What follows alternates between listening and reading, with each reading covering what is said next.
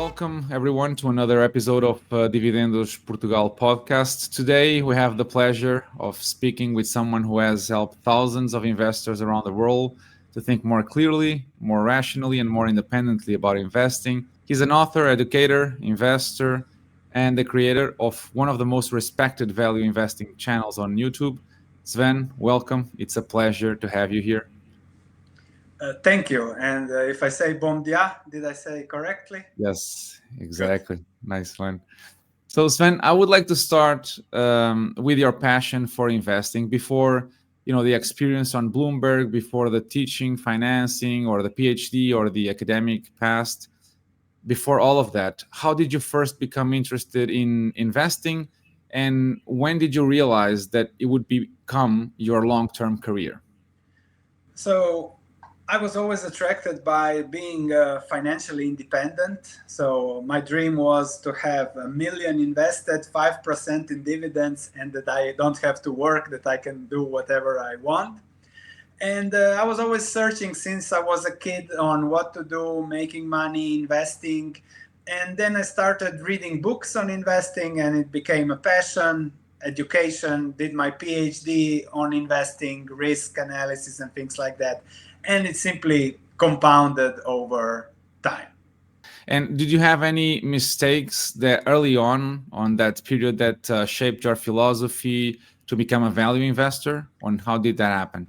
This is a very curious situation to ask, because usually those investors that keep on investing for now almost more than 2 decades for me, usually at the beginning they do really well. Those that lost money at the beginning, you don't hear about them. They stop investing and things like that. So that is something, I don't know if someone has researched it, but especially at the beginning, I did really well. I started investing in 2002, exited almost everything in 2006-07 because I thought it was too crazy. And then I got back in 2009, 10, 11 because it was too cheap. I was putting all my money into investing. So I was doing great, but most of the mistakes came later, because especially as what I do is I sell my research. I thought I had to come up with ideas constantly to entertain or to justify people paying for my research. And then when I started to, get an idea every month or something like that, then I took more risk, and always taking more risk leads to sooner or later trouble. And that were the mistakes that I made, perhaps the biggest mistakes in my financial career. We know about Warren Buffett, right? You're a follower. But which other investors, if there are any, books or even mentors had the biggest impact on how you think about investing today? So I try to combine, of course, Warren Buffett, Charlie Munger, but then we have, of course, Seth Klarman and his book, Margin of Safety. And the thing is that you try to combine what is the best. So low risk, value investing, margin of safety, Seth Klarman, but also what works. For example, Peter Lynch, if you want to learn about investing, his books are phenomenal, especially One Up on Wall Street. I have it here open on my desk because I was working on something. So nice. These books are really, they tell you everything you need to know about investing. If you read this book, this is a 2000 edition, and he explains perfectly the dot-com bubble. You can exchange .com with AI now, and you have everything you need to know on the current situation. Oh, cool. I also like that one as well. For someone that doesn't know what value investing is, how would you describe it, this strategy for that person? So when it comes to investing, everybody thinks, how can I make more money? How can I find the stock that doubles, the Bitcoins, the Teslas? Value investing starts with the complete opposite. How can I not lose my money? If you keep it in cash, you are losing to inflation. If you invest it in something and then it goes down 80, 90%, you're losing money. So value investing starts with what is the risk, what can go wrong, I don't want that. And when you limit the downside, everything what's less is the upside, which allows compounding over the long term. For now, it's the only sustainable investment strategy that I have found that works no matter the stock market cycle, no matter the economy, because that margin of safety protects you from the downside, which means you're always in the game, you compound for the long term. And that shift in focus, the difference in focus, is value investing. Do you have any like major mistakes that you learned from and that you want to share? Like one big mistake that created some of a trauma, let's say, on your early career? So, mistakes, let's start with value traps. So, as a value investor looking for ideas, you're always looking for what is the best idea. And I made money on it because I was clearly watching, but I did buy Russian stocks before Russia invaded Ukraine. So I bought them because they were great assets, great dividends, everything looked really good, but it was Russia. And as a friend of mine told me, Sven, when the first rule when you're dealing with the devil is don't. So these are the risks that now, as I learned over time, okay, if I have to take such risks, it's better to do nothing. Then again, you can, as a value investor, you can look at, okay, absolute value, but you can also say this is overvalued or undervalued. Let's take Alibaba, as it was very high, above 300. Then when it started going down below 200, it became undervalued, therefore can be considered value. I knew it can go to below 100, which then it went. But again, perhaps I took that too much risk there. Later, we made money now that it went from 70 to 150, 60, but that's a different story. If I avoided those mistakes, I would have, let's say, taken less risk and had even better returns. Nice. You weren't the only one. So Alibaba play also affected me. So we are together on that.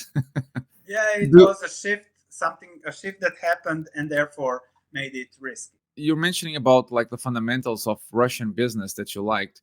Do you rely on some technical analysis on your criteria to open or close a position, or just rely on fundamentals alone? I prefer fundamentals because the technicals can always change. Of course, something can be oversold. If it is really cheap, truly cheap, then yes, it is oversold. But I'm not chasing those 6 months, 12-month gains. I'm really trying to get my gains from portfolio fundamentals. So I want, an intrinsic value. When I calculate it, my discount rate is 10%, and then I compare. So the minimal required return is 10% from business fundamentals. Okay. I have no idea what will happen to stocks. If a stock is value, it's already cheap, that doesn't mean it will not go even lower. But if the fundamentals give you a margin of safety, then you can be sure that over time you will do well. Okay. Let's dive into how actually to build and manage a portfolio. How do you think diversification versus concentration in your portfolio? You have a PhD on risk modeling, if I'm not mistaken. So how do you look at this diversification versus concentration?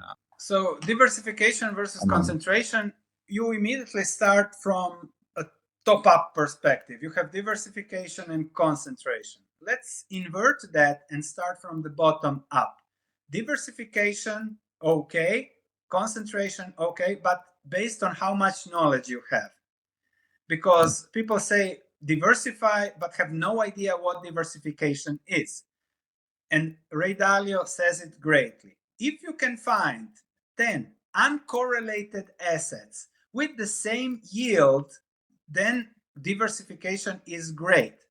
However, in the last decade, nobody could find 10 uncorrelated assets with a 10% yield to give you great diversification.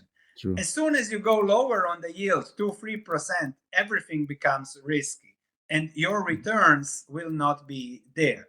So depends on what you have, what you can find, what is the situation in the markets. And Warren Buffett makes it simple. If I can't invest at 10% returns, I'll stay in cash. That's all the diversification you need. And it has to be based on your knowledge. Many people just buy a lot of things thinking they are diversified. They are actually diversifying their portfolio, making it worse because they are accepting lower returns. They are adding the lower quality things to their portfolio, and then they base it on hope. So if you know what you're doing, concentrate. If you don't know what you're doing, when the things you have been diversified in become too risky, diversify in cash. And does macroeconomics play a role in your stock selection process? I think that macroeconomics shouldn't play a role in a stock selection process, but I think that investors should think about macroeconomics and take advantage when it is irrational. So, Okay.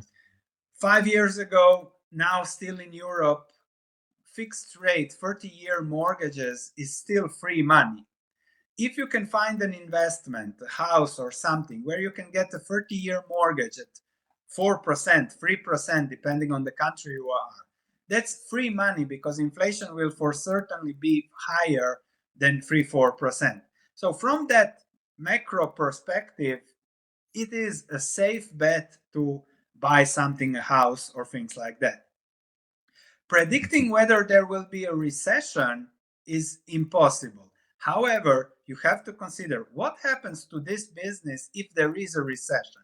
And then if there is a recession and this business gets destroyed, then it's not a good buy because it doesn't offer a margin of safety. Okay, makes sense. And do you have like a main factor that leads you to sell a stock? So if you don't look at macro, what actually do you look for when it's time to sell a stock? When it becomes risky from a fundamental perspective, the fundamentals of Alibaba didn't change as the stock went up 2x because of the AI excitement. And then I compare the risk and reward to other opportunities, or if it doesn't fit my intrinsic value, and then I sell. So I think there are some value investors that said you buy at higher 10% or higher returns. Then when the stock goes up, the fundamental intrinsic value return expected is between 5 and 7. You compare to other opportunities, and then you start thinking about lowering the position. Okay. Because if the stock goes up, the fundamentals don't follow or are not expected to follow over time, then it becomes more risky. Do you have any practical examples of stocks or companies that you sold because they were too extended on the value side, but later on added? I But later on accumulated a added? big position in Alibaba between 60 and 80, 90. And then when it passed 130, I sold the first tranche. And then I said, okay, I'll keep it to see the other. I think it was 5% of the portfolio. And then when it passed 170, I think I sold everything. For Alibaba, I think it's may not have dropped yet. But do you have any examples where you sold and then bought it back again if the valuation came down? I think I bought Glencore in 2020. Okay. I sold it because it went up crazy. Then recently, I think I opened another position there. Okay. So that's a business, for example, that I like to play the cycle. The cyclicals, when I know the business well enough, makes it interesting to do those things. Okay. And what about for the long positions? So the way that you find businesses to invest in. Can you share 2 or 3 criteria that are for you mandatory to have in order to open a position in them? So the first criteria is, will this be a bigger, better business 10 years down the road? If I can say whatever happens, this business will do well down the road, okay, that's an interesting business for me.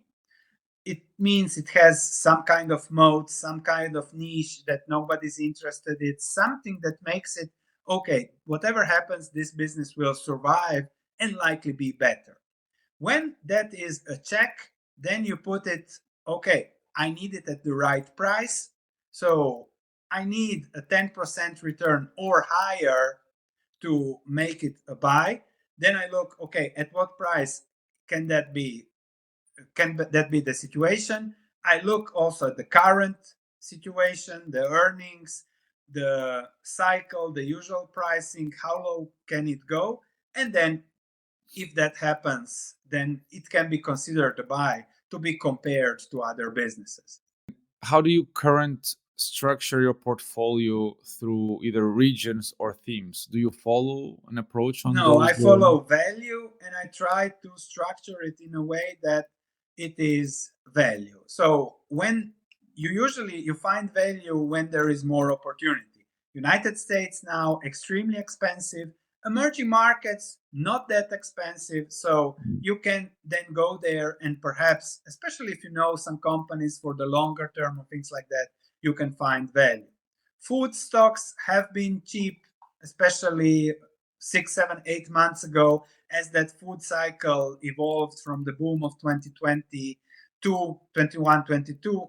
It, let's say, subdued a little bit. Some stocks started hitting my 10%. Okay, good business, food will keep on eating. So it will be there and likely better 10 years down the road. So you can call it theme, but I'm not just switching to a theme. I'm looking for value when it hits my situation, my criteria. And for someone that's starting building their own portfolio, what would you say are like the first 2 or 3 steps that they should take? So read, I don't know, 5 to 10 books, starting from Peter Lynch, Margin of Safety, and perhaps those are complex a little bit when you start, but to start to read as much as you can. Second is, don't try to find, okay, I need to buy something. Start with, okay, let's start with Berkshire, start learning about the company, how it creates value for the shareholders, and then say, okay, at what price does this fit me? And then let's say you learn about one business every month. After a year, you know about 12 businesses. And then from those 12, I can guarantee you that one will hit a good situation to buy. And then you start building your portfolio over time. Give your first 5 years for education. You will learn a lot. And the goal is always to keep in mind, I'm compounding wealth for the long term. Stock market investing is one of the best vehicles to do that long term. So always think, doing this for decades, not to make money over the next 6 months. Do you think that with this wave of passive investing that shows no signs of slowing down, to be honest, does it make harder for to find good opportunities for value investing? Of course, it makes it harder, but as Charlie Munger said, why would getting rich be easy? So Yeah, true. you need to understand the value, where the value is, but also passive investing means a lot of irrationality, both on the upside and both on the downside. When a stock is kicked out on an index, passive investors are forced sellers, which makes it create opportunities. It can be with spin-offs. Big company, dividend company spins something off, and then the investors that get it start selling it. So it closes some opportunities, general market opportunities, but it also opens other specific situation opportunities that one simply needs to look at. Okay. A lot of investors, jumping into another theme, let's call it this way, a lot of investors today talk about crypto. It's unavoidable, right? So, how do you view crypto as part of the broader investing landscape? And do you hold any Bitcoin or crypto assets? And why not? Or why do you? So, crypto I think I don't consider it as investing. It's just gambling. So you can go to the casino Okay. and invest. It's the same thing. So Okay. I don't see people that go to the casino calling themselves investors, but everybody that gambles with crypto calls themselves investing in crypto, investing in Bitcoin. So do you want me to continue talking about the gambling, or should we close it there? No, it's you made it clear. You made it clear, so I understand. What about commodities? Do you think gold should be something people should look at as an alternative of that, or I don't know. If you feel good owning gold, okay, but it's still a not producing assets, as is crypto. The price, your gains depend on somebody else paying more for it. So it might do well. Even crypto might do well if people keep on putting money into it, gold, etc., etc. However, the highest returns and even the lowest risk was made from producing assets. So perhaps better than gold, buy a property that will give you certainty and things like okay? that. So it is cool. It is something digital gold, crypto, or real gold, limited supply. Okay.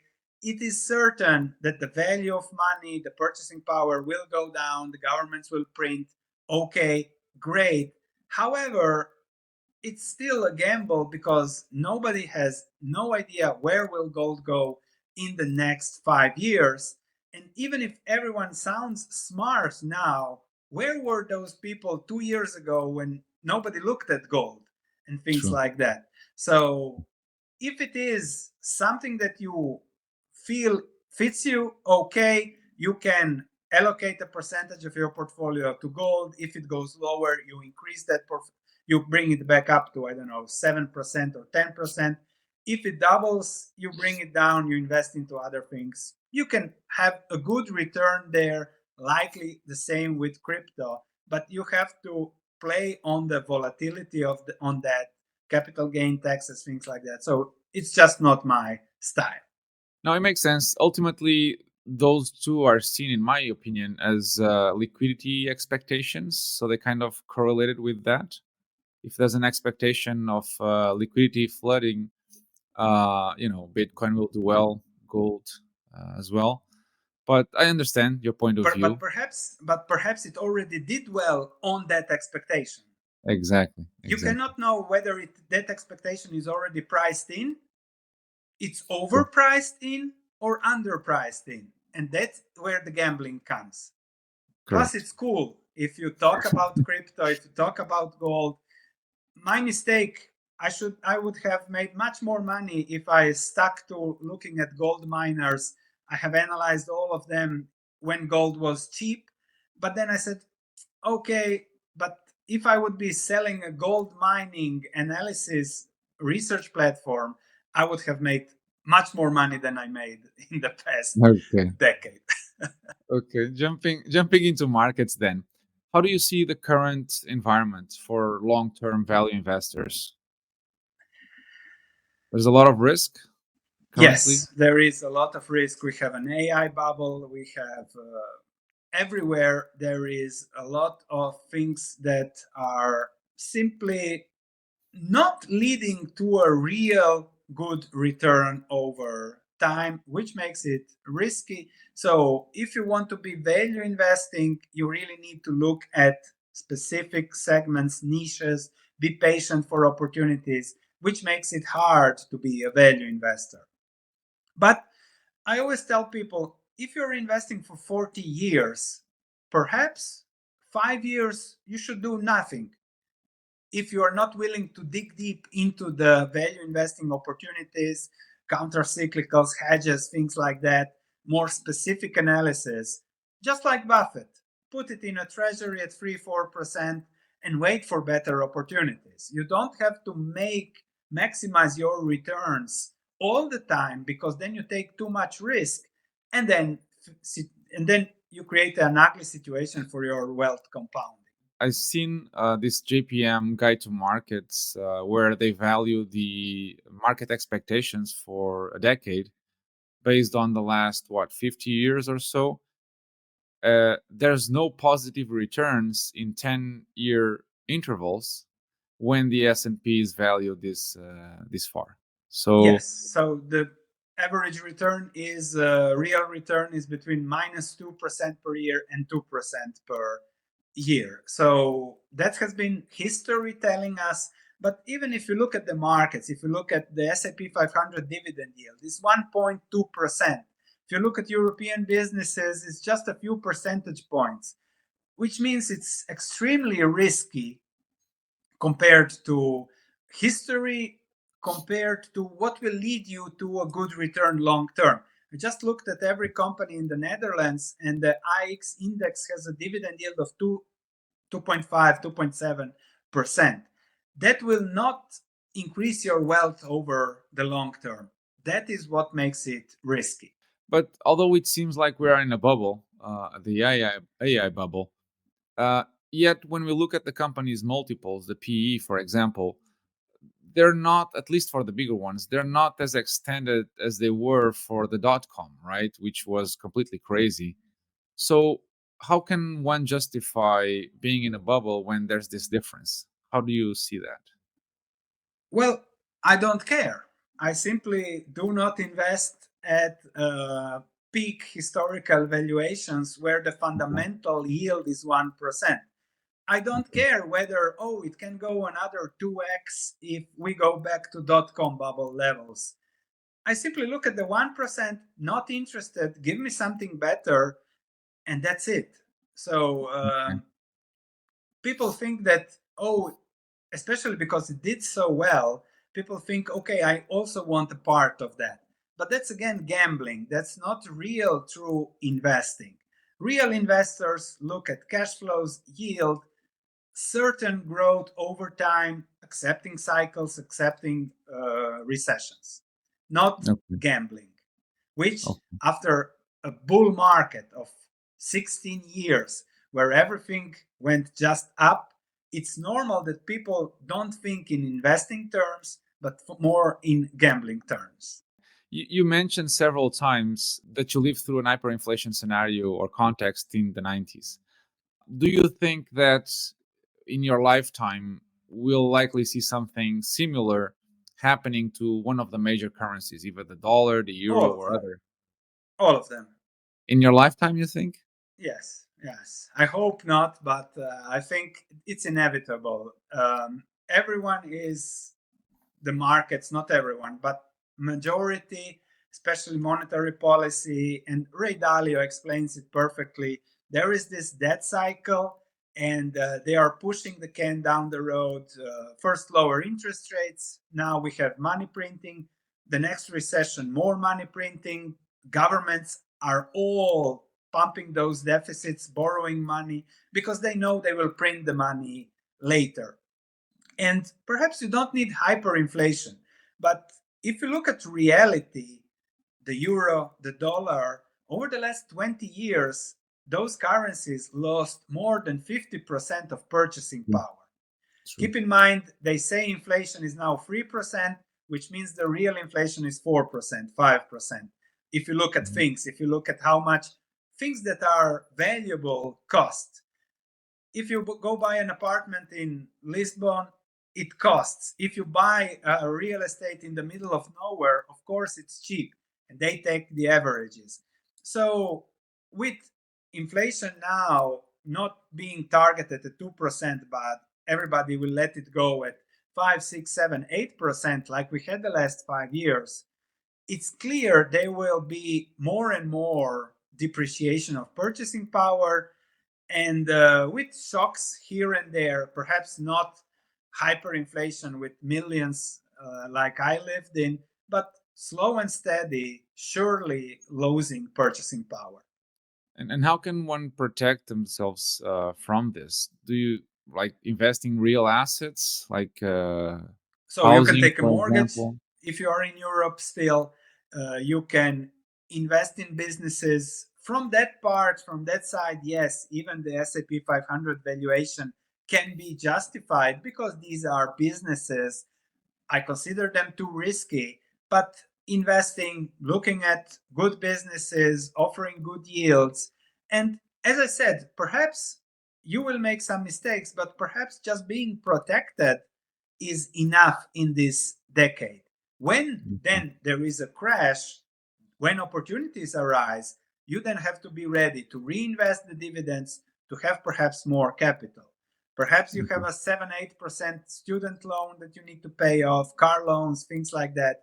Now is the time to buy a house if it's cheap, things that truly add value to your life. Now is the time to stop gambling, create a good life, and then over time patiently compound when there is value. Fortunately, there is so much volatility on the markets that some things will always emerge as opportunities to protect yourself from long-term inflation by owning good businesses. True. Although in Portugal, I would say that the housing market is one of the ones in Europe that have rushed the most. So housing in Portugal as an investment is pretty much the first option when everyone gets some money on the side, and that contributes to an housing bubble that we're living as well. So as Portuguese investors, you do have like a bubble in the best stock market in the world. You also have an internal bubble on the housing, so you don't really know where to look at this time when prices around you or the first options that you have in the market are so high priced. Yes, but Eventually, people always, when it comes to investing, people always look at it from a fixed current now perspective. So okay, we all know that there is inflation, there will be more of it. So you don't start, okay, I have to solve that problem now. I have to start thinking about it.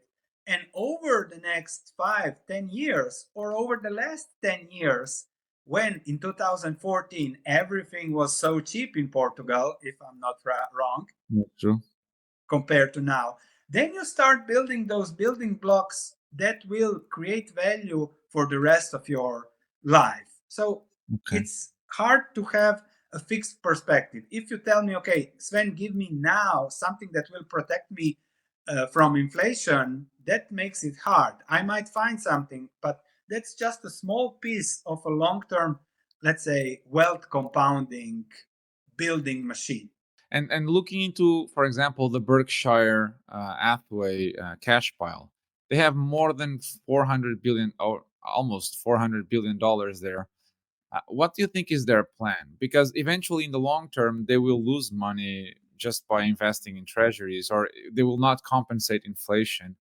So, are But they if they waiting for an invest it, opportunity? but Or if they invest it, they will lose more. okay, If they invest it in the current market, in the current private equity situation, in the current, they know that they then lead, that drives to destroying value. Now, okay, with at least they are getting something 3.8%, 4%, which is at par with real inflation. So Warren Buffett is not destroying value, but has the cash pile there. Then he has been correct on predicting these market crashes. I'm not as smart as him. So we should ask him whether he's predicting one again or not.